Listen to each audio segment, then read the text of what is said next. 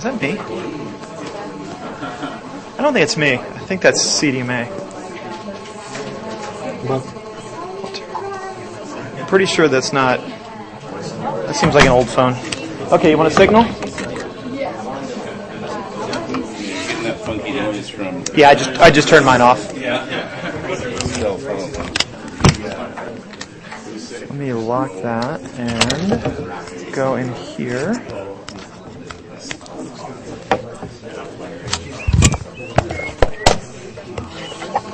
It's not me. My phone's off, and I'm on airplane mode. Airplane mode. I think I have 2 radiation-emitting devices, and they're both in airplane mode. Wow, it's very quiet. You guys got quiet quick. Sweet. Okay, well, let's welcome our speaker, called Stanfield, who started and continues with Vertigo, right? Yes. And let's welcome him. Thank you. I'm right in the way of this. So I heard this is going to be on the inner tubes at some point. So am I in the way of the screen? So this would be in a really bad spot. Let me start my little watch here. So I finished this presentation in the car as we were pulling up. I've realized that there's got to be some relationship mathematical over time versus preparation and quality of presentation. And I find that it increases, you can't see this, but it increases like the last 5 minutes of my preparation time is when it all comes together. So I've been speaking publicly for a long time. It's probably not a good lesson to be teaching you guys to postpone, but it works pretty well. So I was contacted about 2 months ago to put together a presentation around, to talk to you guys about design, which is going to be an interesting topic considering I imagine most of you in the computer science department. How many are computer science? Okay, awesome. Well, let me just kind of tell you a little bit who I am and what we're about. So, as George mentioned, the company I have is called Vertigo, and we're located in Point Richmond, so not too far. We have a couple of Sonoma State alumni with us at Vertigo right now. But I should tell you, I'm not a designer myself. So I am uniquely not qualified to talk to you about design. Yet I'm going to because I'm a computer science guy. So my background, I have a comp sci degree from Cal Poly back in the 20th century. So it's a while back, and we learned absolutely nothing about design. Nothing. Back then we called it UI, and it was mostly curses and Unix. So there was very little to do. In fact, I think we had some Sun workstations. So our knowledge of the user interface just wasn't there. I mean, everything we were writing programs for ourselves and for our colleagues and for our teachers, and they were all computer scientists. So the UI thing didn't really fit in. But as we've learned now, especially with things like the iPhone and the iPad, UI is clearly part of the software stack.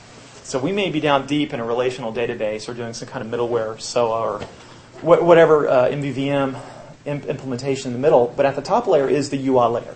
And unfortunately, that's the only piece that our customers see. And that's the only piece our customers really pay for now. They don't really care if it's third normal form.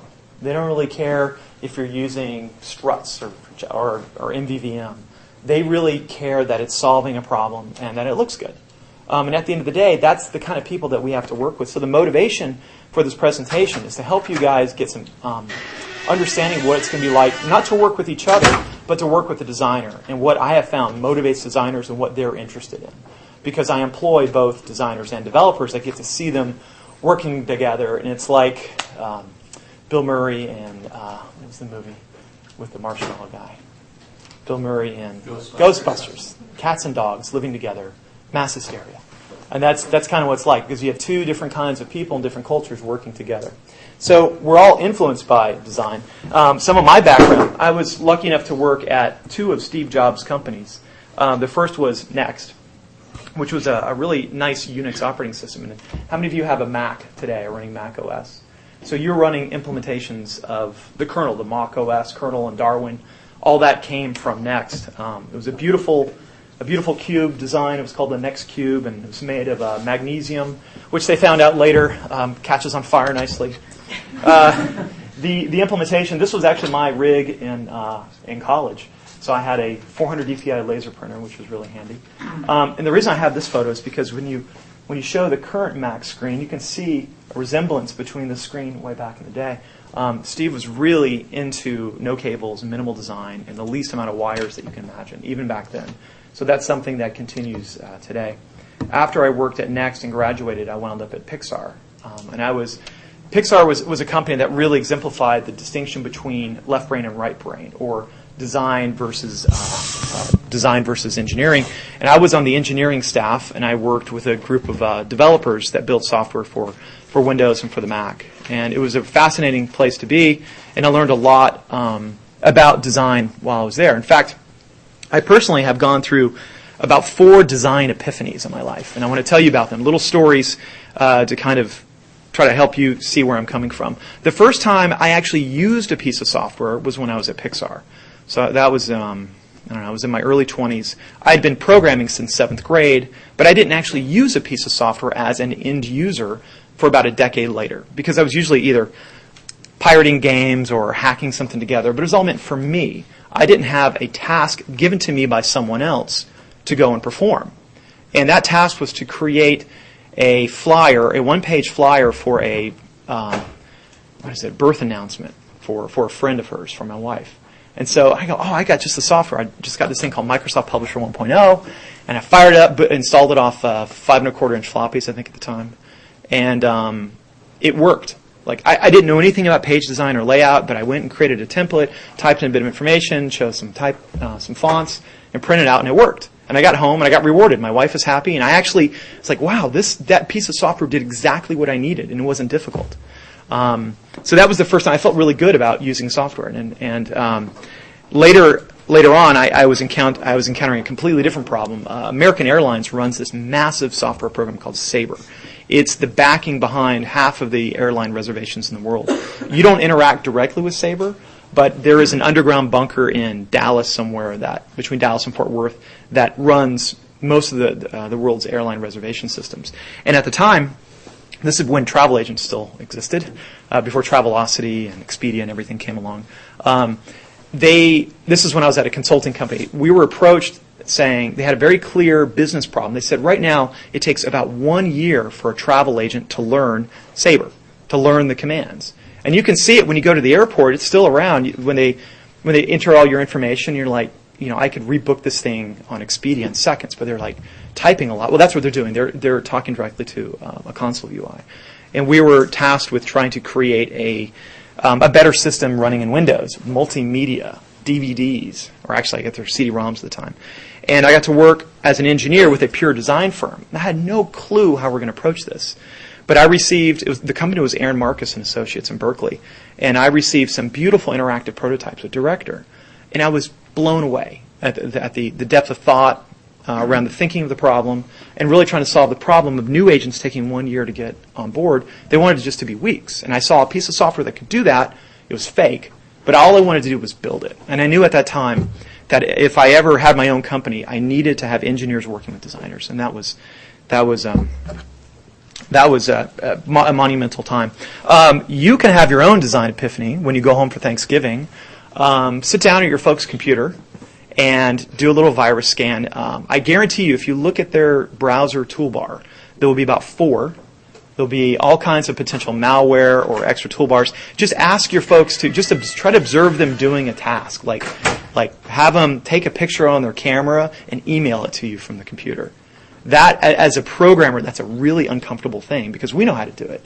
But that's a good way for you to really see how difficult it is for people that aren't digital natives to do things like this. The last epiphany, and this is a very personal one for me. How many of you wear contact lenses?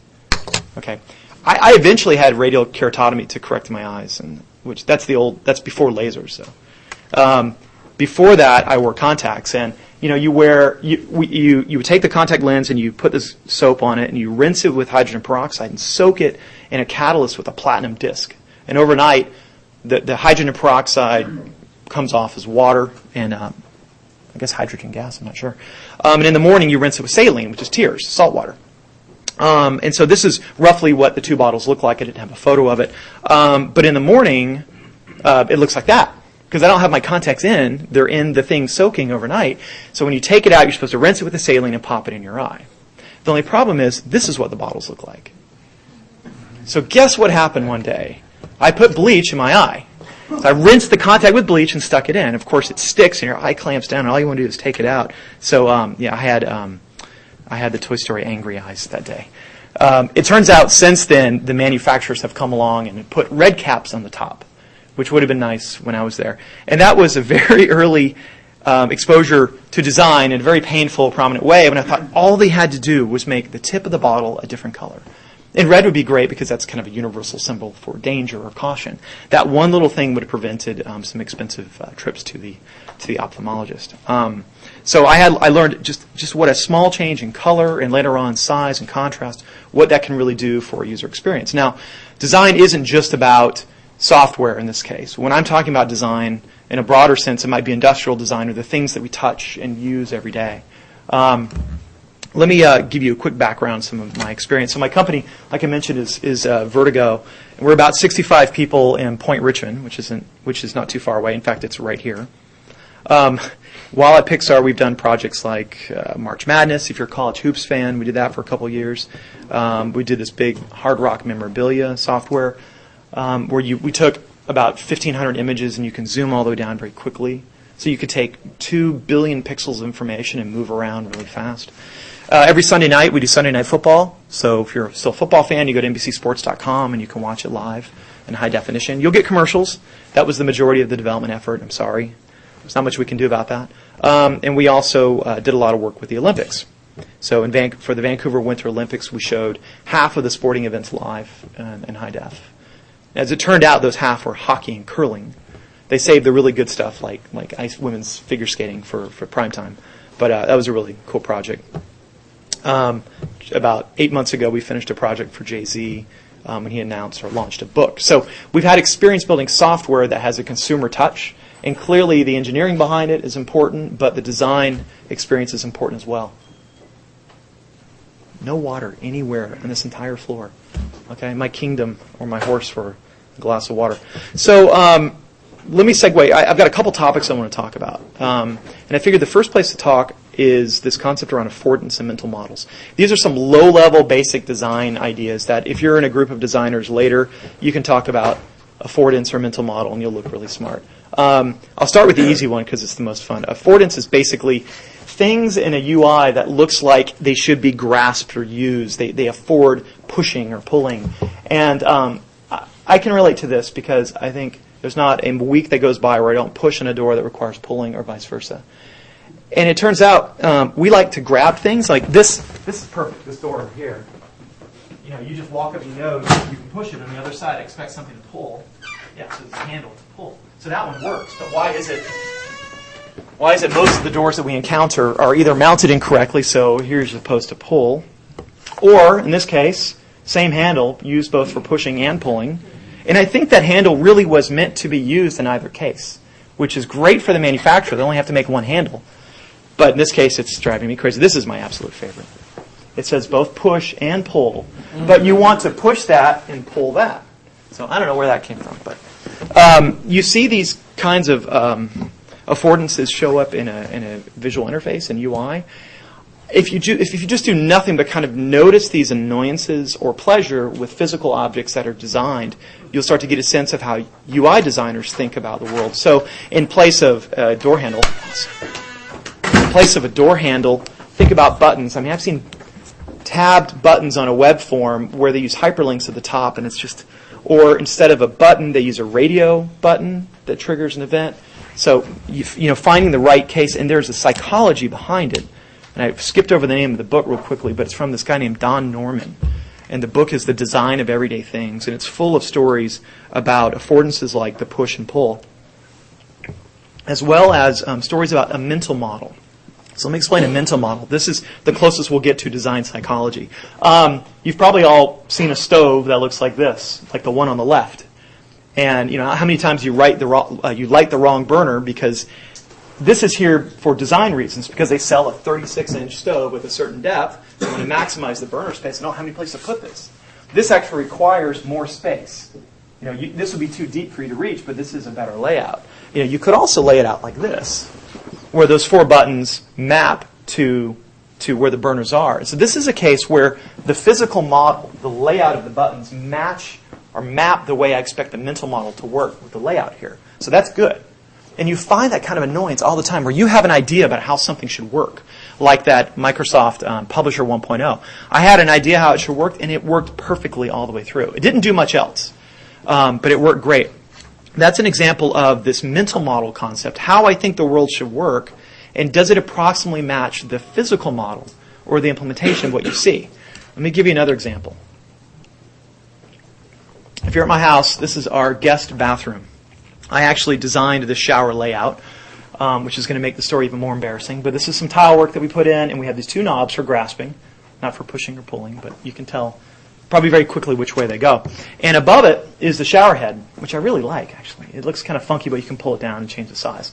So one would expect, being a left or right culture, or the conventions that this is the hot water and that's the cold. In the morning, you want to run the hot water to heat it up. So if you grab that and crank it, it actually doesn't work that way. In fact, if you back up and you see there's a separate shower head, the one on the right controls the volume to this, and the one on the left controls the volume to that. So if you walk in and turn the hot water on, you immediately get sprayed by that. And I designed this, and I got wet twice before I finally figured it out. It just even blew me away. And I think what really is, this is the temperature gauge down here. What I should have done, I should have designed it differently. I should have, I think I should have broke with convention. Oh, my swipes are queued up. I should have broke with convention and maybe aligned this knob directly in line with this in the temperature and pushed this over to the left. So it's purposely not centered, but it's probably a bit of subtlety that wouldn't have worked. So anyway, that was a good soaking. So it's a small example. I got a lot to cover, and I only got 35 more minutes. I'm going to fly. But mental models and affordances, that's some of the human psychology behind UI. It's a fantastic book. Eventually, Don Norman worked with Jakob Nielsen. And I don't have time to talk much about usability of systems, but Nielsen provides a psychology. Don Norman provides a psychology. Jakob Nielsen. His website is useit.com. It's a great website. It's actually it's not the prettiest site, and that's kind of the tension in the UI world, the tension between graphic design and usability. And Jakob Nielsen represents the more clean-cut, research-driven, build something, put in front of users, and see what they come back with the studies. So it's a really good site for you. So we keep talking. I've kind of gone around, and it's really hard to talk about design, especially when you're not a designer. And when you go and just search for or read about or be inspired from videos or talk to other designers, you try to get a sense from them what they consider to be design, I keep finding three themes that come up. The first, I feel like the job that most designers feel compelled to do is bring some kind of order to this chaos of the world around us. They want to impose order on systems. And it's not unlike what a computer scientist does. What we might do is take a physical system or specification and model it in software. And by doing that, we are imposing order on a heuristic about how something might work and turning it into an algorithm. That mapping from a mystery about how the world works into a heuristic or a rule of thumb about how it can predictably work, and then turning that into an algorithm for execution, that's called the knowledge funnel. There's a book called The Design of Business, and he talks about the knowledge funnel. That funnel is why you all are here at work. It's why we hire software engineers. It's the ability to take concepts and solve problems algorithmically and do it quickly at scale. That's why software works. That's how we get paid. It's a pretty nice business. The problem with that knowledge funnel is we tend to get stuck once we have the algorithm. We don't always reflect back and ask, are we doing the right thing in the first place? So we're good at repeatability. We're good at hitting F5 and running that program over and over. We're not always good at asking the questions, is what I'm building actually the right thing to build? An example, if you had to test for, say you had to do a blood test for hepatitis, a good scientific, a repeatable blood test would be if given 100 milliliters of a blood sample, you could do 100 tests of 1 ml each, and each time you'll get the same answer. That's repeatability. Science does that really well. But it takes a different perspective to back up and say, is this even the right test in the first place? Is it the viable test for hepatitis? And that tension between reliability and viability happens every single day at Vertigo. We're always, we jump quickly to an answer, but we still have to back up and say, is what we're doing really what's important? And that's part of the problem solving of design. The problem solving of design takes that physical and mental model, looks at the kind of problem you're trying to solve and the mindset of the people that will use your solution and try to rationalize it. Does this make sense? Is this solving the right problem? And along the way, I think those two aspects really put us in the same camp with designers. It's that third point, the empathy, that I think we're lacking. I think designers have a bigger empathy muscle than programmers. Our profession, I think, has been stereotyped as the pizza eating slobs in the corner, working 6 hours without standing up. I mean, you do get in a zone when you're programming. It's a very exciting thing to kind of you pull back from reality and realize that it's 10 hours later than you thought. And I don't know if that, it's not mutually exclusive from empathy, but I do find that designers that we hire, they're good when they can put themselves in the shoes of the person that have a problem to solve with your software. So having empathy is a very good skill. And the combination of these three make really good designers. You will be good developers working with those designers if you respect these choices and understand that they make decisions not on a whim. The reason why things look the way they do is usually for a very good reason. So I'm going to talk about icons. Okay, I don't mean graphic icons. I mean design icons. Because while in the computer science world we have very few icons, one of which passed away recently, Dennis Ritchie from K&R Fan, Unix C. I don't think there's a ton of icons in our world, but there are in the design world. And I'm going to tell you about a few that I like and how they've impacted my way of thinking about design. So Massimo Vignelli and his wife, Lella, have really had an impact on the way we perceive graphic design. They designed the New York subway guide. So if you've been to New York, unfortunately, they eventually changed it and made it less clean or less readable in my perspective, my thoughts. But in addition to that, they've done type systems or identity systems for Bloomingdale's. American Airlines. American Airlines is the only. He did their logo back in the 70s, and he was the first one to take two words and get rid of the space and jam them together. So we see that all the time now, but that's the guy that did it. So the capital A, American, no space, capital A, Airlines, that was him. And guess what? Every other airline that existed at that time, some of which are gone, every other one has changed their identity system. American Airlines has not. It's still the same one. It happens to also be Helvetica, which we'll talk about later. He also did something, and since we don't have a lot of time, this will be the only time I talk about grids, but he created a grid system. A grid system for design, what he called the Unigrid, and it's based on the A2 paper size. With 10 grid units, and he used Helvetica. And this was commissioned by the National Park Service in 1977. If you've been to a national park, or you should if you haven't, next time you're there, check out their brochures. Now, they've taken the system and gone a lot farther with it, but they're really beautiful bits of information. Their maps are really nice, but there is a certain order to it. And this is a grid system to a T, and you can see main column, and then 3, and then it breaks down to subcolumns here and different spaces here. One of the hottest things right now in HTML design are flexible grids or adaptive layouts. And they're popular because if you're designing a system for an iPhone or an iPad or desktop browser and you change the size of your page, things need to kind of snap in place so you don't get a lot of scrolling. And a lot of that thinking that's happening right now in the web design comes from designers that have a training in using grids. And a grid to a designer is like a compiler to a programmer. It's just there. It's just kind of understood to always be part of the solution. And this is a grid that I found pleasing a long time ago, and I didn't know why. It's just a really good system for organization. Let me talk about another icon, Dieter Rams. He, in the 80s, he was all over Braun, and he has a Design 10 Commandments today that I'm not going to read, but you can find out more. One of the reasons I want to show Dieter, too, is because he has an exhibition right now at the Museum of Modern Art in San Francisco. So you can go there and see examples of his work and see how it's been interpreted today and how the timeliness of his design and some of the concepts from the 70s are being evoked today. In fact, his calculator for Braun looks a heck of a lot like the calculator on the iPhone. It's really nice. That subtle use of color.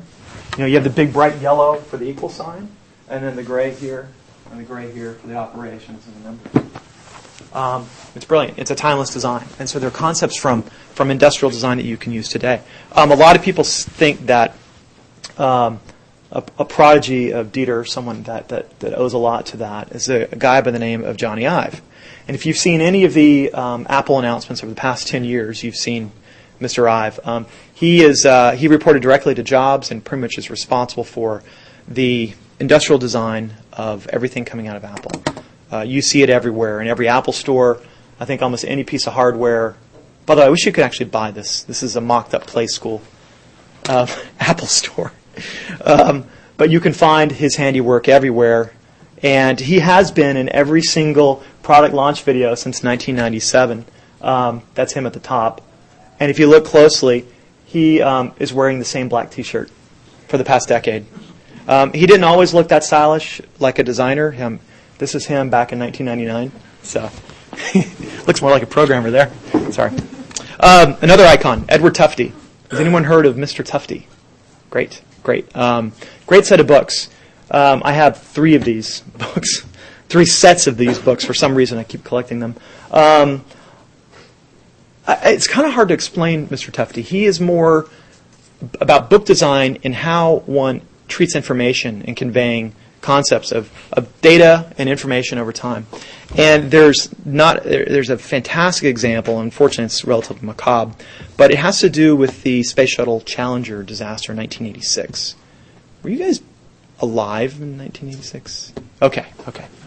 I was at high school. I was in my locker when I learned about this. That was really bad. And what happened is there's a little puff of smoke down here in the bottom right-hand corner, about right there. There's an O-ring that sits between the different cylinders here, and that O-ring got compressed during launch. As it started to come up, the O-ring didn't flex back, and as a result, some of the liquid propellant came out, and eventually later in flight caused the this is the solid rocket booster, caused the liquid rocket booster to explode, killing all the astronauts.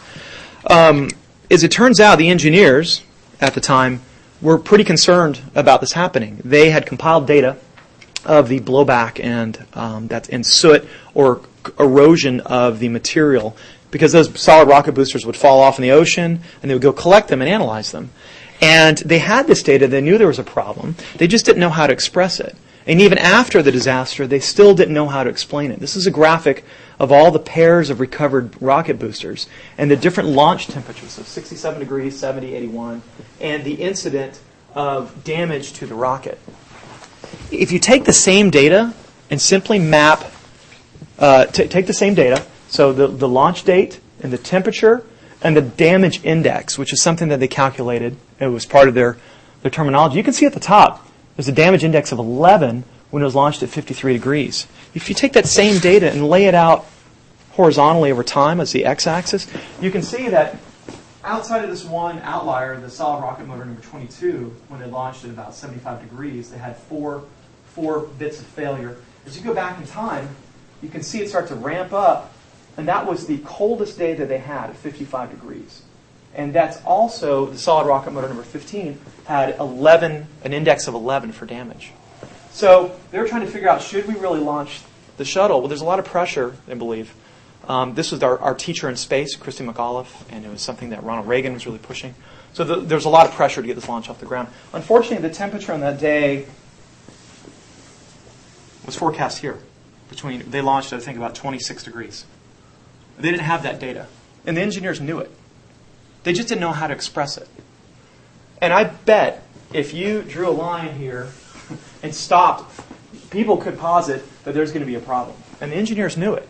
We, as computer scientists, we have access to data like that when we solve problems. We just don't always know how to express it. So knowing how to, reading Tufte's books, you realize getting rid of a lot of chart junk and just getting to the core data, you might find a way to actually do something really important. Later on, the famous scientist Richard Feynman was on the congressional panel and tried to explain to Congress what happened. And it's just the most brilliant example, kind of on the spot. In one of his biographies, he talks about having the cab driver stop by the hardware store on the way to Congress and picked up a C-clamp and an O-ring.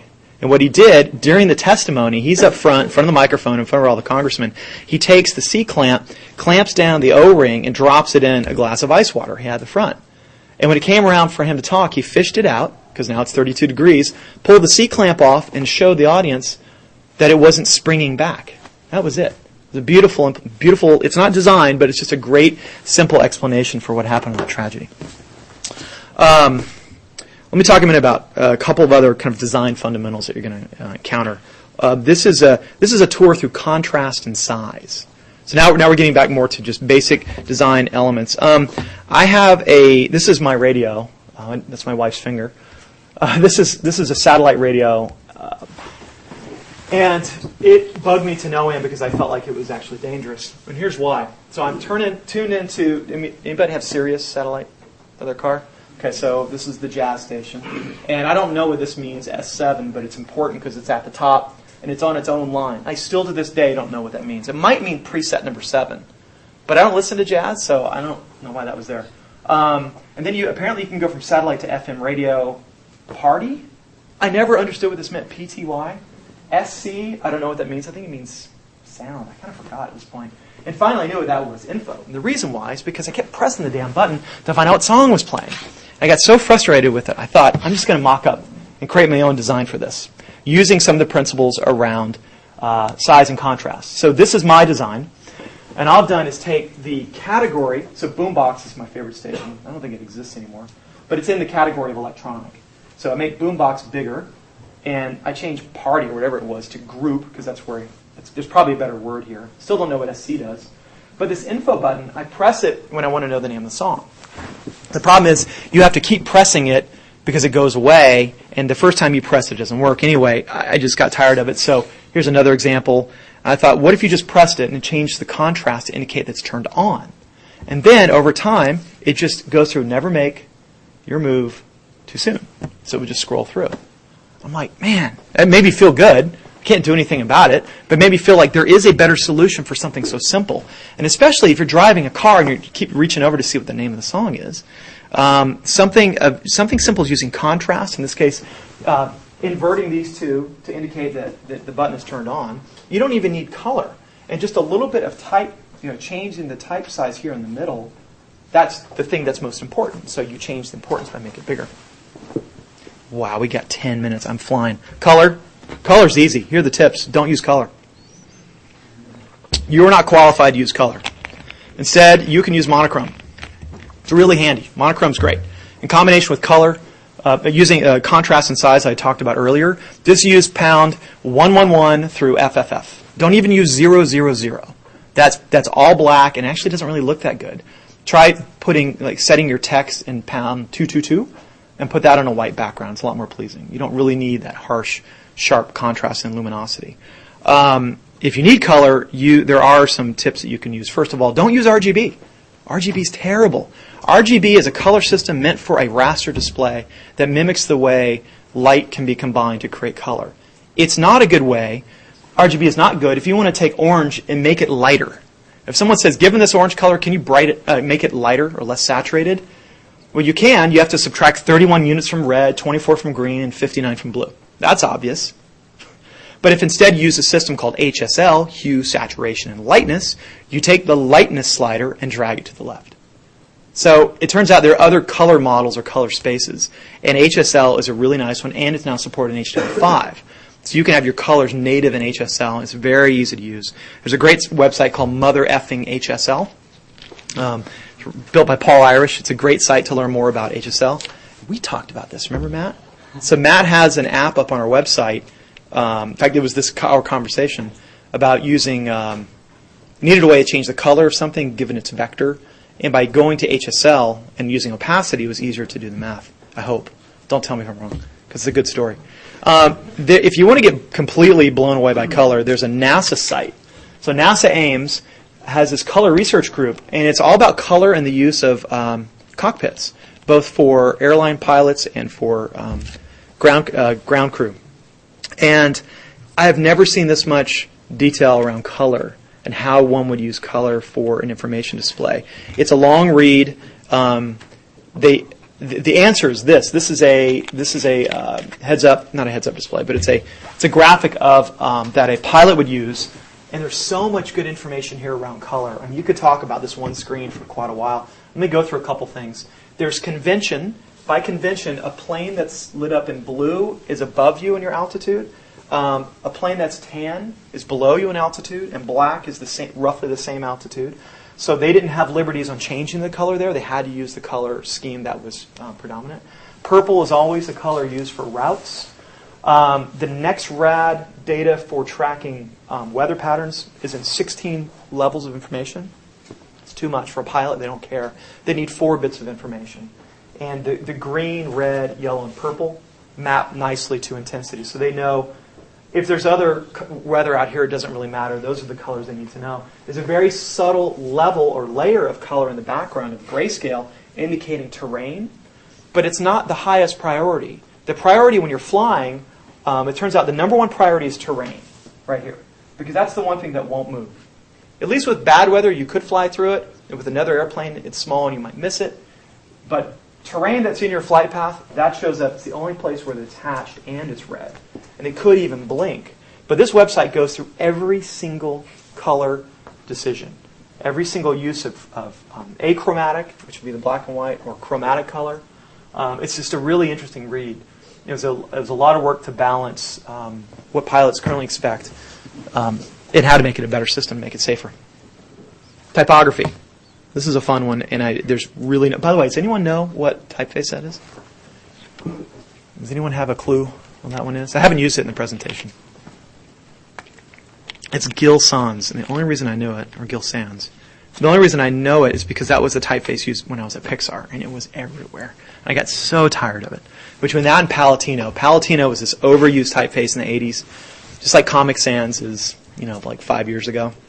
To this day, I get goosebumps when I see Palatino. This happens a lot. It is kind of fun to do. As in the movie Train Spotting, we do Helvetica spotting. So it is kind of fun to try to figure out what typeface you're looking at. But in terms of working with designers, one thing you should understand is that we use the word font. It turns out a font is an implementation of a typeface of a particular weight, of a particular slant, Roman or italic, or condensed, or a type size. So when we say font, that is a typeface plus size plus weight plus slant. And typically that refers to a single file. Sometimes it could refer to a single file. It used to refer to a big metal tray of letters, physical letters, but that's part of a typeface family. So a typeface like Helvetica or Bodoni. In this case, at the bottom I have Helvetica or Georgia. For programmers, you get 2 choices. Use Helvetica or Georgia, and you'll be golden. If you use Helvetica, the designers around you go, wow, that's a smart typeset. You see it a lot. Does this typeface look like a brand? Does this remind you of a company? Yeah. The Gap, exactly. Yeah, the Gap uses Helvetica, and it uses a really light version of Helvetica. If you take that same text, you can easily emphasize by using something stronger, like the word lucky. This particular typeface, I did a similar version of this presentation in Bulgaria, so I thought I left it here. I thought I'd leave it. This is I'm feeling lucky in Bulgarian. But this typeface is rich enough to have characters from all over the Unicode set, which is really nice. As you're analyzing type, there's a couple good words. The quick brown fox jumped over the lazy dog. That's a good sentence because it has every character in the alphabet. Shopping is a good word to know. If you ever need to identify a typeface, you can use the word shopping. You start to look for things like the height, the X height, which is the height here, the H or the P or the descenders here. You can see how the I is treated. The G is usually a good giveaway for a typeface. In the terms of Helvetica, their terminals are straight. The difference between Helvetica and Arial is subtle. The terminals in Arial are slanted. I think G is slanted like that. I don't quite remember. There's a couple of small cases, and I think the S might kind of go up like that. It's very subtle, but it's enough to drive real type designers crazy, because Arial is what you get on the PC, and Helvetica is what you get on the Mac. And when you're designing web pages, don't use either one. Just use sans serif. So sans meaning without. Use sans serif, and the operating system will pick up the best one for you. On the iPhone 4 now, the typeface is Helvetica Neue, which is even better. So it's been slightly tuned, I think, back in the 80s or 90s. So it's a really good digital font use. If you remember nothing but this image, unfortunately it doesn't animate, you'll see this forever now. This little teardrop in the A, that's a dead giveaway of Helvetica. So even my son, who's 14, he knows how to spot Helvetica by looking for that teardrop. So now you'll see it. Couple good references. Typography for Lawyers, it is fantastic. It is such a good site. I literally got this book from my attorney. It's something a lot of fun to read. Highly, highly recommend this movie, Helvetica. It's a movie about a typeface. It's fantastic. I've seen it twice. Same director also did a movie called Objectified, which coincidentally is also being screened at SF Museum of Modern Art, along with the Dieter Rams exhibit next month. So both very good pieces of movie. I'm going to leave you a couple of bits of inspiring software in terms of, as you go out and look for other software, if you happen to have any of these next three programs, I can tell you I like it. And my favorite piece of software right now is the program I'm using now, Keynote. Keynote for the iPad, not Keynote for the Mac, and not PowerPoint for the Mac, and not PowerPoint for the PC. It's actually easier to do. Half of these slides I did this morning starting at 6 o'clock, and I did it all on the iPad. Doesn't mean I'm not prepared. It's just a hell of a lot of fun to keep tinkering. So even in the car on the way up, I was still making some changes. But Keynote for the iPad is stunning. It's a great, it's one of those things where it's better on a touch system like the iPad than having a full keyboard. We'll gladly give up the keyboard for the ability to manipulate images and move and arrange everything. It's a great piece of software. My next piece of software is Curious. It's any video folks in here? Final Cut Pro. It's a very, this is a very polarizing piece of software. It has about thousands and thousands of reviews in the App Store. The average review is exactly 3 stars because half the reviews are 1 star and the other half are 5. It's a piece of software you either love or hate. And if you've never used Final Cut Pro before, you love it. If you're a Final Cut Pro 7 user, you hate it. So this is a very bold move that we'll see. It'd be interesting to see how it plays out over time, where Apple basically said, screw you on backwards compatibility. It's not. They just broke completely. And this piece of software is used by professional studios, and they couldn't do their job. So it's going to be interesting to see how this plays out. But it's a beautiful piece of software, and the keyboard shortcuts are good. Moving away from movies, great program on the PC from Adobe called Lightroom. Wow. It's like a relational database for your photos. Or some kind of set. There's some kind of set theory in here of tagging photos and filtering and making temporary sets. There's some calculus to photo manipulation that these guys have figured out. I can't put my finger on it, but it is the only way to manage photos. iPhoto's cute and quick, but Lightroom really has it nailed. Each one of these, well, the first one's $5, and then the other two are $300 each. I've got a couple more minutes. I want to tell you about a tale of 2 stopwatches. We used to do a lot of database performance and testing, and the reason why is that guy I mentioned earlier, Jakob Nielsen, had a really good an article I'll never forget was about the number one factor in usability. This is a good thing for you to take away. Is performance, speed. The speed in which you receive, when there's an action on the screen, how quickly you get it back is really, really important. And we do talk about in computer science about premature optimization. But when it comes to the system design, having a snappy interface is very important. So we used to time our database queries. So I had this stopwatch that I got from local sporting store. And it worked. It did what it was supposed to. Until one day I accidentally set the alarm for 3 a.m.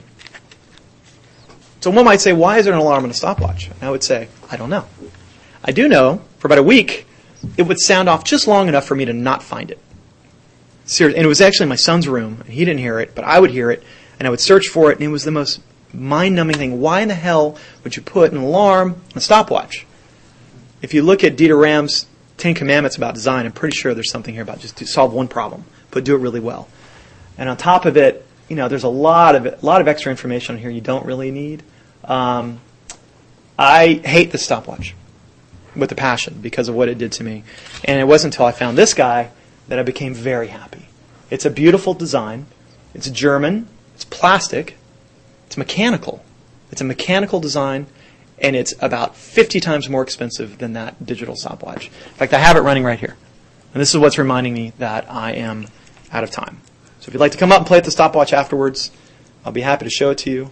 But for that, I want to thank you guys for coming.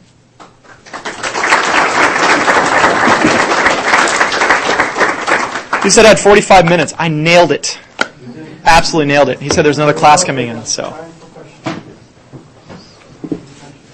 I'm wondering if there are any good references right now on the usability versus design debate, because that's been a huge issue. Yeah. use the usability standards and then customers complain about Right. it's not exciting enough? Yeah, usability versus design. So I look at two camps. There's persuasive design, which is design that is done to influence behavior. And then there's information design, which is design that's done to help a user accomplish a task. And what you're talking about is the tension between those two worlds. It just so happens that the foremost authority on usability has no design sense, unfortunately. Yeah, I know. But if you search for, there's no answer to it because it's probably a continuum. And there's probably a good balance between the two. I haven't I've gotten books on If user interface, and they all fall in one or two camps. Yeah. So I think the debate between those two are really skirting around a bigger problem that has to do with when we're building software for our customers, they want to cram in as many features as possible, which makes it difficult to build a compelling story and a user interface that doesn't look like crap. And the more features they want to put in, and the harder it is to get a nice design, you have to put so much effort into usability to try to get it. The dirty secret in our industry is that you only get people to upgrade is if you add features, with the exception of Final Cut Pro 10. They started over, removed features, but made the user experience better. And I hope it's successful because it's so refreshing if Microsoft could break from the past and backwards compatibility with Windows 8 or start over with Office. Those are two very big, important pieces of software that have an albatross around their neck of backwards compatibility. I think they could build a more usable piece of software that's also a lot nicer to use. So the answer to you is you basically There's no don't answer. know. No. It's an eternal debate. It's a yin and yang of software. Yes? How do you handle in the color design? I'm colorblind. Yes. That's a real problem. There's about 7 different kinds of color blindness. I think the one that's most common in men affects 8%. Is it red-green or red-yellow? Red-green. There's color lovers and Cooler, K-H-U-L-E-R. I don't know. One of the two will allow you to preview a color palette and then see what it looks like to someone who has color blindness. And you can choose which one. That's why, when you get into color, my gosh, there was a guy at Pixar, a friend of mine that used lasers to burn RGB images directly into film. So they would take the rendered image and use a series of red, green, and blue lasers to literally draw each pixel on the master film. It's awesome. So they removed all this analog process by burning directly to the film. He spent years researching color, and he was new to it. And he told me, color theory and color is so difficult. Color gamut and the way we perceive it. It's a chemical phenomenon in our brain. It's a neuron. It's an interpretation by our wetware. And it's a physical phenomenon with light waves, and protons, and excitement. It's amazing we have this model. All I know is there are sites that will help you take a palette and preview it. Now, if you can't see it, you're going to have to ask someone else. So I bet you can't. Is it hard for you to distinguish between a ripe banana, or is it not, like a green banana and a yellow one? There's a piece of fruit I think it's hard for certain people with color blindness to determine. I actually worked at one place where the user interface used blue on purple. Ugh. And I said, there's a bug in the software, the characters aren't. Blue is really hard to work with. Blue is a really high excitation level, it doesn't have enough fine degrees of differentiation that a color like red has. So there are other colors that are much better. Blue's a tough one. Blue and yellow are really tough to design with. So again, color theory, it's nonlinear, it's crazy. I don't do it. I know it looks good. What you can do is find a picture that you like a pleasing photo that might match what your customer has in mind around a brand. And there's sites that will analyze the color and create a palette using the frequency of colors, which works really well. And you use those colors for your UI. But again, that NASA Ames site will give you more information than you can possibly imagine. Just search for NASA Ames color. Very good. I think the dungeon is open. Well, thanks, everyone. 86 slides, 45 minutes. Done.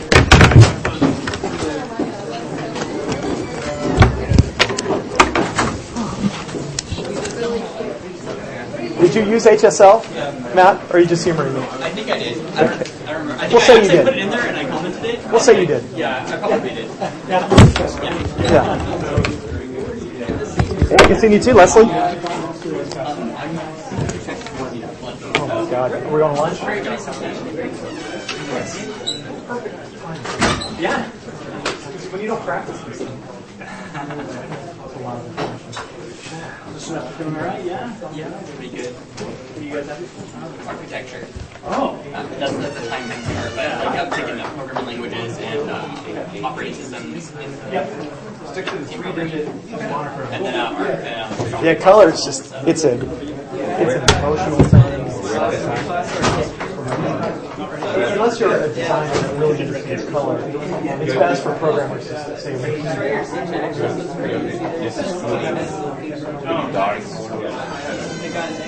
If you just somebody with white as your background, and then black for your text, most of what we do is text anyway. A lot of the information is textual. You get a lot more mileage out of just changing the size of the type, changing the bold and the rest. Oh, we got to run. We have to do with the speed in which we store the information. What's that? We have to do with the speed. Yes, I mean, now you saw color, using color for that flight control system is critical, but they have a lot of thought behind it. So if you want more,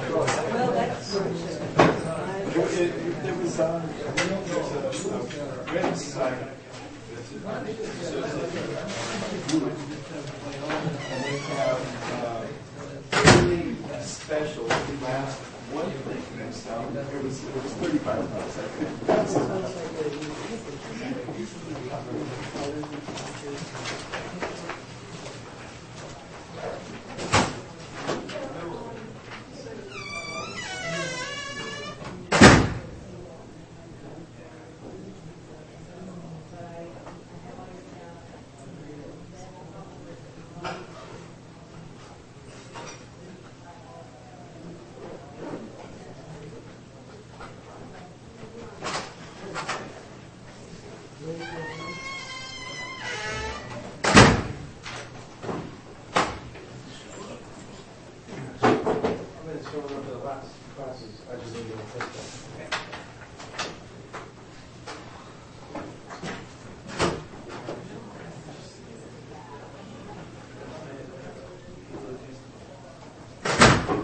Get out and like,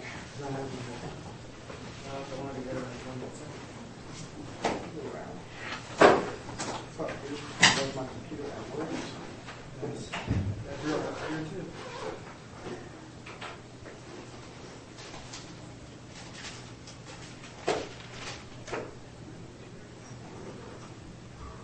You ever have any social lately? Huh? You ever have any social lately? People have been tripping out. What? Just because they're like, we keep having a date with on us. Like we keep trying to do stuff at the commons. But they keep like throwing us like different things. What do you mean do stuff at the commons? Like they're supposed to have a party like November 19th or something like that. And I think it's just like,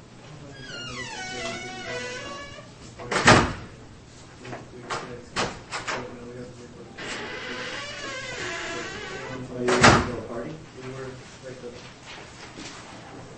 but now we don't know what they're going to do. Everyone's like, What was your event? it was just kind of like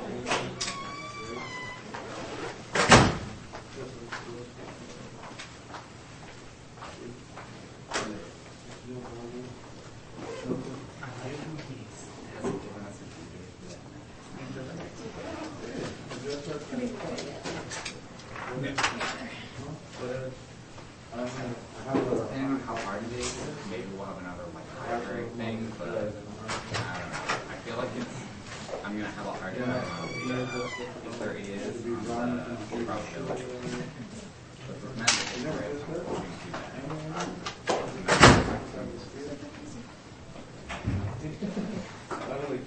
we were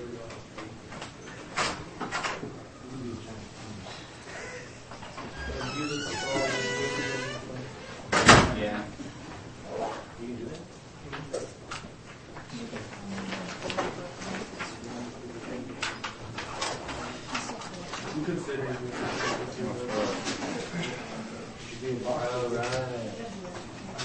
Yeah, makes sense. Yeah, about the Or your wraparound. I have to see if I bring my shorts.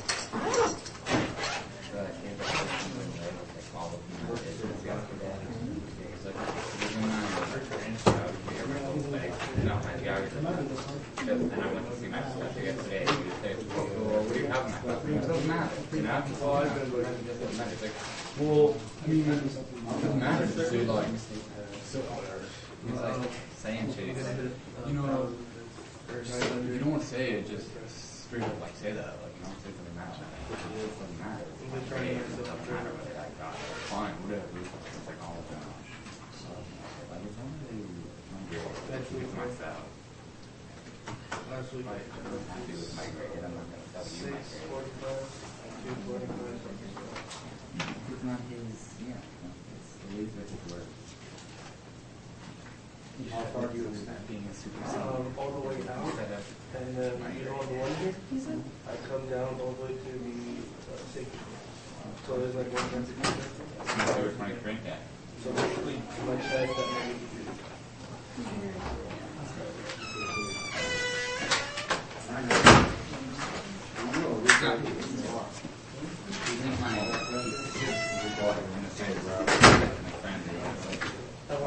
In high school, I did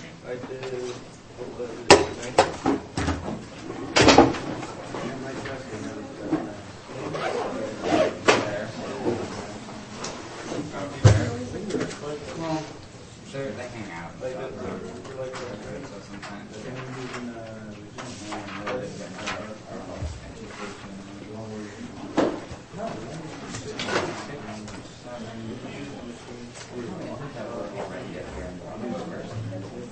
I do the late, the pre-life.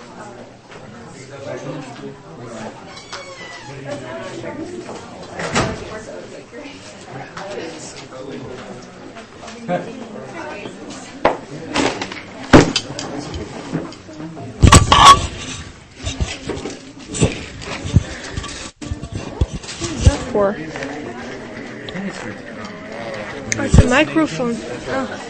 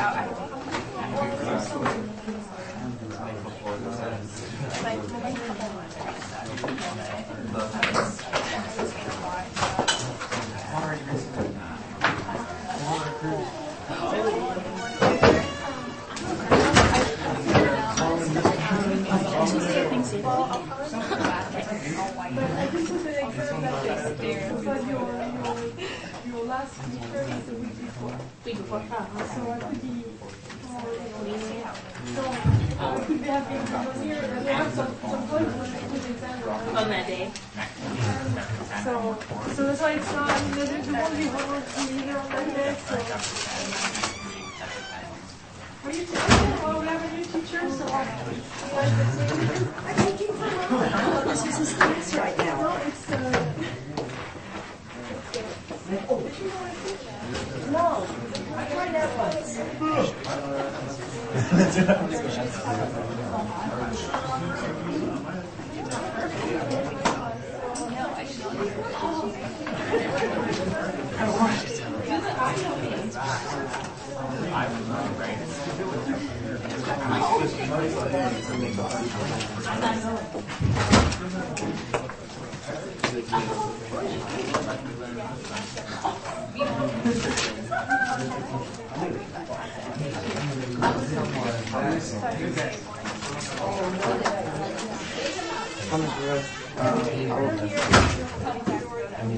Thank you. I'm sorry about that. Or was that others too?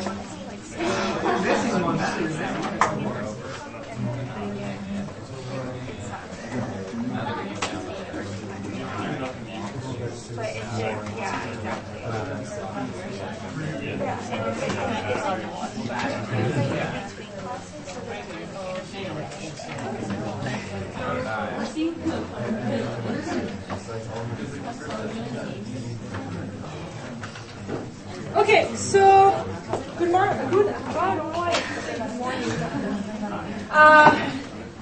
Good afternoon, everyone. So today we are going to finish our discussion of wealth across different nations. So the second, that section of the chapter is a bit more empirical, and then we are going to start. So this is really a break in the content of the class, because now we're going to start talking about short-term analysis, so fluctuations in GDP and then inflation and unemployment. So we're going to start talking about the short-run analysis with chapter 10, and that's a big model that you'll see in other macro class you take. That's called the aggregate supply, aggregate demand model. And following this chapter, I'll probably do a lecture just on comparing the Great Depression with the Great Recession, like, differences in their cause, consequence, action done by the government in both cases to alleviate the effect of the crisis on the U.S. economy. So that's going to be the plan. I wrote a quick homework on chapter 9, because I want to make sure you have 2 homeworks before your next midterm. So you have one that's on chapter 9, that's due a week from today. And then that should leave us enough time to do one more on chapter 10 before your next midterm, which, if I'm not mistaken, is on the 17th.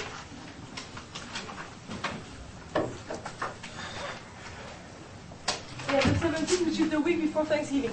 So the Thursday before Thanksgiving. Okay? Any questions?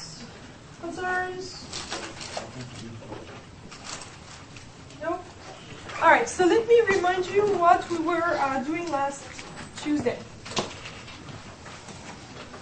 So we were looking at some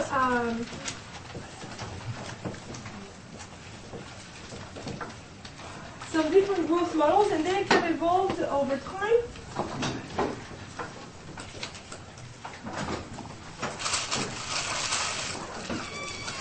And we started with the Malthusian model, so written by Thomas Malthus. So, and to understand where that model comes from, you have to remember what era, what what century he was writing about.